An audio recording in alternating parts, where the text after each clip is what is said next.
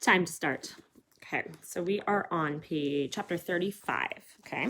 But first I kind of want to review where we are from last time, okay? So I'm going to kind of flip the camera around real quick here.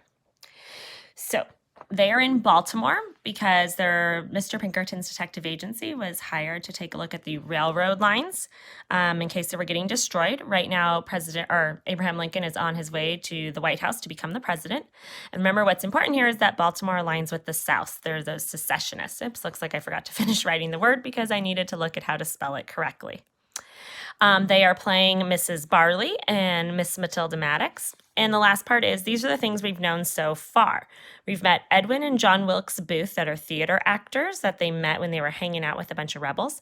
And then there's something about a barber named Ferrandini, okay? Aunt Kitty wrote a note to Mr. Pinkerton that said nuts to Philadelphia and Harrisburg. And then we also got a clue from Gemma about where the maple tree might be, and it was that street name clue. Okay, so today's chapter is called In Which Aunt Kitty Takes Us to Another City, and I Take Off to Find the Maple Tree. So I'm guessing the other city they're going to is Philadelphia. Our days in Baltimore were busy with socializing and eavesdropping, not to mention dressing up in our fine gowns.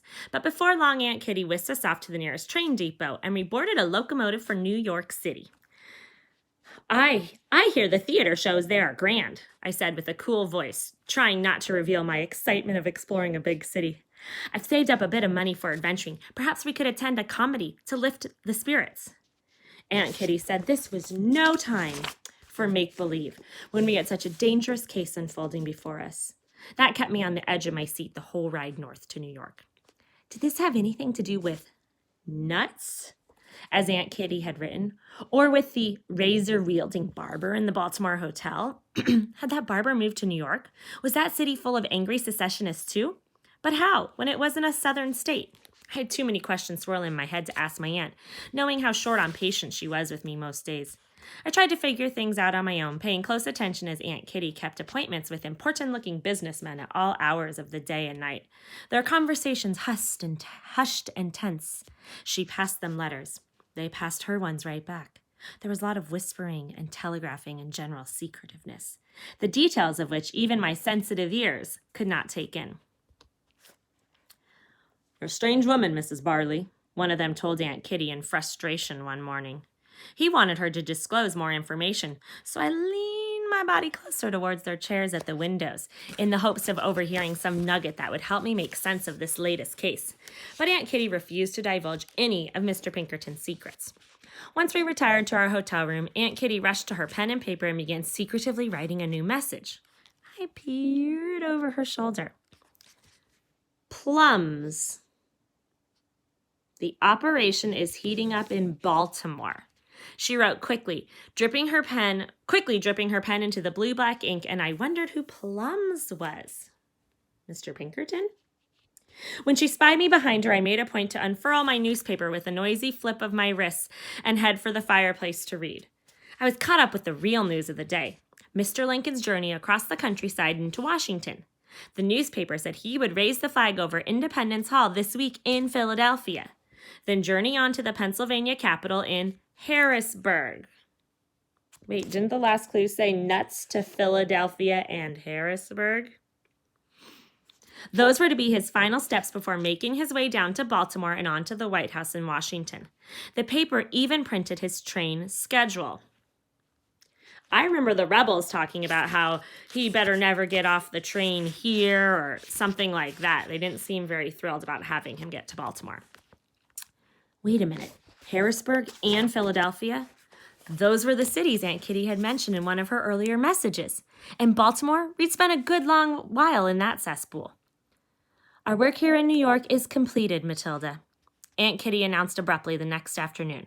I was seated in the hotel restaurant just about to sink my teeth into a buttery roasted goose. We've met with the gentleman Mr. Pinkerton wanted us to meet. The information we needed is obtained. I won't tell you more on that. Now grab your bag and get moving. We've got to catch the next train to Philadelphia. We were heading to Philadelphia. Thoughts began swirling in my mind like fireflies in a mason jar. Simile.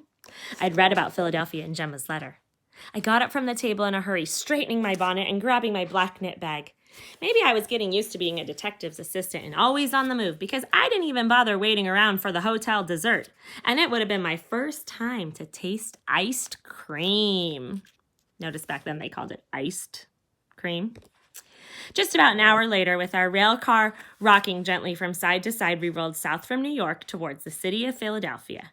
I pulled out my cigar box and rifled through its contents to find Gemma's Christmas letter. Unfolding the pages, I ignored my aunt's roving eye and read openly. With our secret code, Gemma's letter would make about as much sense to Aunt Kitty as her telegraphs were making to me. I have too much to do in Philadelphia to keep my eyes on you, Matilda, she announced quietly, darting looks at passengers around us to make sure nobody was listening. So I want you to stay put at the train station until I call for you.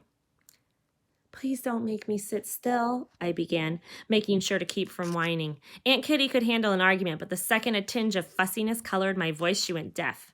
I didn't get to see any in New York City, and it's not healthy to stay cooped up inside. Please allow me to meander a bit and explore the sights. Philadelphia is a city rich in historical significance. For a beat or two, Aunt Kitty squinted at me with a look of doubt. I think she was trying to measure if I really had a lick of interest in sites of historical significance, or if I was sassing her. Thankfully, she did not have the time or the patience to talk it through.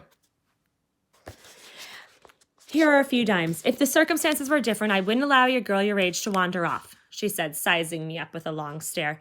Make sure you stay fed and stay safe. I want you back at the train station on time, not a minute late. Do you understand? I promised up and down that I'd buy a proper meal and not wander off too far. And I had to cross my heart that I'd be back on time if she'd just let me scoot out of her clutches for a few hours of freedom. She seemed happy to be rid of me, and once the train finally stopped moving, she threw me a quick nod and marched out the depot doors to take care of her detective work.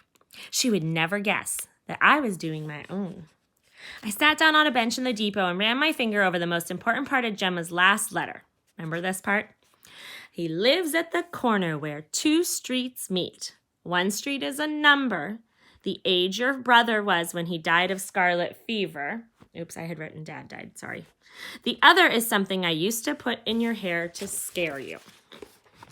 The first clue was easy to figure out. My brother Jeremiah died of the fever when he was 17. But as to figuring out the other street, well, there was a long list of things Gemma and I did as girls to scare each other.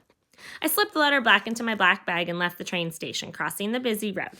The sign read Broad Street, so I followed it north into the city. Nobody seemed to care that I was a lady on my own, and I kept my smile to myself so as not to draw unwanted attention. It felt good to be free and adventuring alone.